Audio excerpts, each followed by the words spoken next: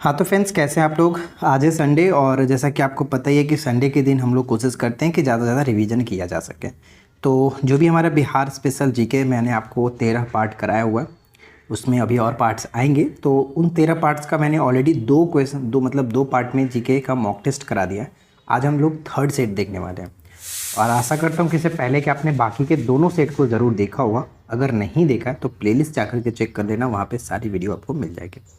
तो चलिए set number 3 को शुरू करते हैं और सबसे पहला प्रश्न ये है कि बिहार के किस व्यक्ति को देश में ऑपरेशन मैन ऑफ इंडिया के नाम से जाना जाता है।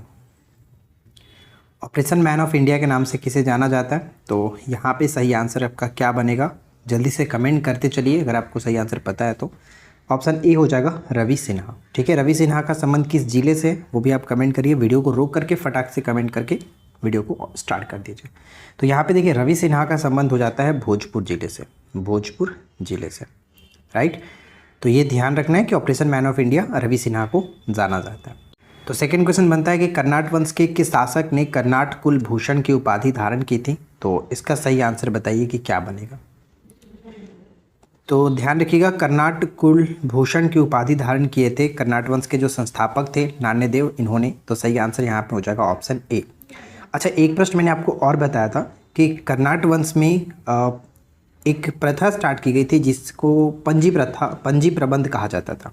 पंजी प्रबंध ये हरि सिंह के द्वारा, हरि सिंह देव के समय में, जो कि कर्नाट वंश के अंतिम शासक थे। तो ये दोनों क्वेश्चन अच्छे से याद रखेंगे। फिलहाल सही आंसर हमारा ऑप्शन ए बनेगा। ठीक है, क्वेश्चन नंबर 3 पे बढ़ते। अगला प्रश्न आता है कि हिंदुस्तान फर्टिलाइजर्स लिमिटेड के अधीन निम्नलिखित नगरों में से कहाँ उद्योग स्थापित किया गया था।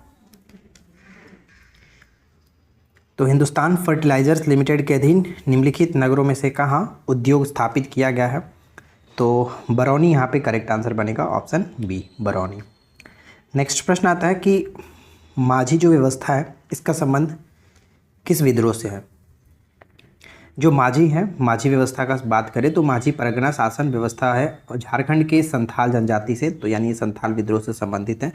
संथाल जनजाति को एक पारंपरिक शासन प्रणाली होता है माझी व्यवस्था। तो यहाँ पे करेक्ट आंसर हो जाएगा ऑप्शन ए संथाल विद्रोह। अब जल्दी से कमेंट करके ये बताइए कि संथाल विद्रोह कब हुआ था। संथाल विद्रोह कब हुआ था और इसके नेता कौन थे, फटाक से कमेंट करके बताइएगा। अगला प्रश्न हमारा बनता है कि निम्नलिखित के पूर्व की ओर चंदन पीर की पहाड़ी की एक गुफा में अशोक का लघु शिलालेख संख्या 1 प्राप्त हुआ है। तो बताइए कि क्या होगा सही आंसर। किसके पूर्व की ओर चंदन पीर की पहाड़ी की एक गुफा में? तो सहसराम, जिसे हम वर्तमान में सासाराम के नाम से जानते हैं। तो करेक्ट आंसर हमारा ऑप्शन ए बनेगा, इसे याद रखिएगा। अगला प्रश्न आता है कि बिहार प्रांत के आरा से प्राप्त देवबरनाक का लेख तथा शाहपुर पटना एवं मंदर, जो मंदार होता है, मंदिर यहाँ पर लिखा है मंदार होगा, बांका से प्राप्त लेखों में जानकारी मिलती है। किसके बारे में जानकारी हमें मिलती है? तो यहाँ पे हमारा करेक्ट आंसर क्या बनेगा, ऑप्शन डी परवर्ती गुप्त वंश के बारे में हमें जानकारी मिलता है। देवबरनाक का लेख तथा शाहपुर एवं मंदार बांका के अभिलेखों से जानकारी मिलती है। अगर हम बात करें कि परवर्ती गुप्त वंश के संस्थापक कौन थे, तो ध्यान रखना है कृष्णगुप्त थे, जिनके उत्तराधिकारी हर्षगुप्त होते हैं। ये पॉइंट इंपॉर्टेंट बन जाता है, राइट। परवर्ती गुप्त के संस्थापक कृष्णगुप्त को माना जाता है। नेक्स्ट प्रश्न आता है कि नालंदा में स्थित बड़ा गांव यानी नालंदा महाविहार का पता किसने लगाया था। फ्रेंड्स, अगर आपको क्वेश्चन अच्छे लगे तो प्लीज़ वीडियो को लाइक एंड शेयर ज़रूर करना। और इस वीडियो का आज का लाइक्स का टारगेट हम रखते हैं 350 लाइक्स का। तो आई होप कि आप लोग आसानी से इसको कंप्लीट कर दोगे ताकि हम नेक्स्ट वीडियो जल्द से जल्द आपके सामने रख सकें। तो बड़ा गांव नालंदा महाविहार का पता किसने लगाया था। तो सही आंसर हो जाएगा ऑप्शन बी कनिंघम। ठीक है, कनिंघम यहाँ पे करेक्ट आंसर बनेगा। नेक्स्ट आता है कि निम्न में से किस आंदोलन के दौरान बिहार में स्वराज ट्रेन परिचालन किया गया था। तो बिहार में स्वराज ट्रेन का परिचालन किया गया था किस आंदोलन के दौरान। तो यहाँ पे करेक्ट होगा भारत छोड़ो आंदोलन के दौरान। भारत छोड़ो आंदोलन के दौरान, ऑप्शन ए। अगला प्रश्न कि बिहार सहित पूर्वी भारत में आर्यों का आगमन हुआ था अनुमानतः किस काल में। बिहार सहित पूर्वी भारत में आर्यों का आगमन हुआ था अनुमानतः उत्तर वैदिक काल में माना जाता है। उत्तर वैदिक काल में, ऑप्शन सी को टिक करेंगे, राइट। अगला प्रश्न देखिए, नेक्स्ट कह रहा है कि बिहार में बरैला झील पक्षी अभयारण्य कहाँ स्थित है। बिहार में बरैला झील पक्षी अभयारण्य कहाँ स्थित है? तो ये पड़ता है वैशाली के अंतर्गत। वैशाली के अंतर्गत बिहार में बरैला पक्षी झील वैशाली में स्थित है। बिहार के किस जिले में तसर रेशम की उत्पादन सर्वाधिक होता है? तसर रेशम का उत्पादन सर्वाधिक होता है। तो जनरली आपको बताया गया है कि बिहार में रेशम के उत्पादन में, जो कि भागलपुर बहुत ज़्यादा फेमस है और बिहार में इस मतलब कि देश का सिल्क सिटी के रूप में भी जाना जाता है। तो यहाँ पे करेक्ट आंसर आपका ऑप्शन डी बनेगा, भागलपुर। नेक्स्ट है कि बिहार के किस क्षेत्र में लेटराइट मिट्टी सर्वाधिक पाई जाती है? किस क्षेत्र में लेटराइट मिट्टी जो है वो सर्वाधिक पाई जाती है? जनरली हम जानते हैं कि बिहार में जो सर्वाधिक पाई जाने वाली मिट्टी है वो जलोढ़ मिट्टी है। और यहाँ पे अगर लेटराइट मिट्टी की सर्वाधिक बात करें कहाँ पर मिलता है बिहार में, तो छोटा नागपुर के पठार के उत्तरी भाग में लेटराइट मिट्टी देखने को मिलेगा। नेक्स्ट है कि बिहार सरकार द्वारा किस वर्ष पर्यटन को उद्योग का दर्जा दिया गया? बिहार सरकार द्वारा किस वर्ष पर्यटन को उद्योग का दर्जा दिया गया था? तो सही आंसर ऑप्शन ए होगा 1987 में। 1987 में। निम्न में से किसे फिरंगिया संगीत के रचयिता के रूप में जाना जाता है? फिरंगिया संगीत के रचयिता के रूप में किसको जाना जाता है? तो मनोरंजन प्रसाद सिन्हा जो हैं, इनको फिरंगिया संगीत के रचयिता के रूप में हम लोग जानते हैं। तो ऑप्शन बी करेक्ट आंसर बन जाता है। नेक्स्ट है कि सविनय अवज्ञा आंदोलन के दौरान हजारीबाग जेल से किस हस्तलिखित मासिक पत्रिका का प्रकाशन होता था? हजारीबाग जेल से किस हस्तलिखित मासिक पत्रिका का प्रकाशन होता था? तो बंदी कैदी।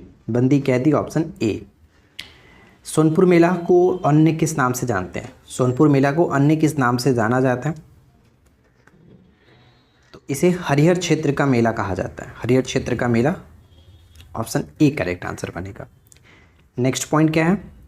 वेद के किस ग्रंथ में बिहार के विदेह राज्य में आर्यों के आगमन तथा निवास का साक्ष्य विवरण मिलता है? वेद के किस ग्रंथ में बिहार के विदेह राज्य में आर्यों के आगमन तथा निवास का साक्ष्य विवरण मिलता है? तो करेक्ट आंसर होगा ऑप्शन ए शतपथ ब्राह्मण। ठीक है, शतपथ ब्राह्मण। अच्छा, बिहार का सबसे पहला वर्णन किस वेद में मिलता है वो आप कमेंट करके बताना। नेक्स्ट प्रश्न, अथर्ववेद में वार्त्य शब्द का प्रयोग किस राज्य के लोगों के लिए किया गया? यानी किस क्षेत्र के, बिहार में किस क्षेत्र के लोगों के लिए किया गया अथर्ववेद में वार्त्य? व्रात्य कह सकते हैं, व्रात्य। तो व्रात्य जो है वो मगध के क्षेत्र में लोगों के लिए ये इस्तेमाल करते होता था शब्द व्रात्य, ऑप्शन बी। नेक्स्ट पॉइंट कि 6ठी शताब्दी ईसा पूर्व में भारत में 16 महाजनपदों का उदय हुआ। इनमें से कितने महाजनपद वर्तमान में बिहार के क्षेत्रों में स्थित है? तो 16 महाजनपदों में से बिहार में अगर हम बात करें तो 3 था, मैंने आपको ऑलरेडी बताया है 3 है, जिसमें अंग, मगध और वज्जी आते हैं। 3 जो कि महाजनपद बिहार में स्थित है। वज्जी संघ की राजधानी कहाँ थी? वज्जी संघ की राजधानी कहाँ थी? तो वज्जी की यहाँ पे वैशाली होगा, ऑप्शन ए। सदाकत आश्रम किस राजनेता से संबंधित है? ध्यान रखेंगे सदाकत आश्रम का संबंध राजेंद्र प्रसाद से हुआ, ऑप्शन बी करेक्ट आंसर बनेगा। आई होप कि वीडियो को आपने लाइक कर दिया होगा। चैनल को सब्सक्राइब अगर नहीं किए तो सब्सक्राइब कर लीजिए ताकि इस तरह की वीडियो आपको मिलती रहे रोज़ाना। नेक्स्ट आता है कि राजगृह में आयोजित प्रथम बौद्ध संगीति में कौन से कार्य हुए थे? तो प्रथम बौद्ध संगीति राजगृह में हुआ था। बेसिकली 4 बौद्ध संगीतियाँ हुई हैं, जिसमें से स्टार्टिंग से 3 फर्स्ट सेकंड थर्ड ये बिहार में हुआ, चौथा कश्मीर के कुंडल वन में हुआ था। तो यहाँ पे प्रथम बौद्ध संगीति की अगर हम बात करें तो इसमें हुआ कि बुद्ध की शिक्षाओं का संकलन सुत्त और विनय पिटक में हुआ था। सुत्त पिटक और विनय पिटक में किया गया था। तो यहाँ पे बी बिल्कुल सही आंसर बन जाता है। ठीक है, नेक्स्ट पॉइंट आता है कि द्वितीय बौद्ध संगीति का आयोजन वैशाली में हुआ। तो इनमें से किए गए कार्य क्या थे? तो द्वितीय बौद्ध संगीति का आयोजन वैशाली में हुआ था, कालाशोक के समय में हुआ था। और यहाँ पे अगर हम बात करें कि इसमें क्या हुआ तो देखिए ध्यान दीजिएगा, यहाँ पे बौद्ध धर्म 2 भागों स्थाविर और महासंघिक के रूप में विभाजित हो गया था। तो यहाँ पे हम ए को टिक करेंगे, ऑप्शन ए बिल्कुल सही आंसर बन जाएगा। राइट, नेक्स्ट पॉइंट क्या आता है? वास्तुकार महागोविंद किस शासक के दरबार में थे? वास्तुकार महागोविंद जो थे वो किस शासक के दरबार में थे? तो बिंबिसार के दरबार में थे। तो यहाँ पे ऑप्शन हम सी को टिक करेंगे, बिंबिसार के दरबार में। और इस वीडियो का आखिरी प्रश्न है कि रामधारी सिंह दिनकर का जन्म बिहार में कहाँ हुआ था? रामधारी सिंह दिनकर की प्रसिद्ध एक कविता है जो कि सिंहासन खाली करो की जनता आती है, बहुत इंपॉर्टेंट है। साथ ही साथ इन्होंने उर्वशी, रश्मिरथी, रेणुका, हुंकार, संस्कृति के 4 अध्याय, ये सब कुछ इन्होंने लिखा हुआ है। तो ये सब याद रखना है आपको, ठीक है। तो यहाँ पे अगर हम बात करें कि इनका जन्म, दिनकर का जन्म जो है वो सिमरिया, ध्यान रखिएगा सिमरिया जो है आपका बेगूसराय में यहाँ पे जन्म होता है। तो यहाँ पे हम ऑप्शन डी को टिक करेंगे, ठीक है। ऑप्शन डी बिल्कुल सही आंसर बन जाता है। तो वीडियो अगर आपको अच्छा लगा हो तो प्लीज़ वीडियो को लाइक एंड शेयर कर देना। चैनल पे पहली बार है सब्सक्राइब करके नोटिफिकेशन बेल आइकन को ऑल पे सेट कर लीजिए। हम मिलते हैं आपके साथ इसी प्रकार के नेक्स्ट वीडियो में नए टॉपिक के साथ। Thanks for watching, keep learning, have a good day.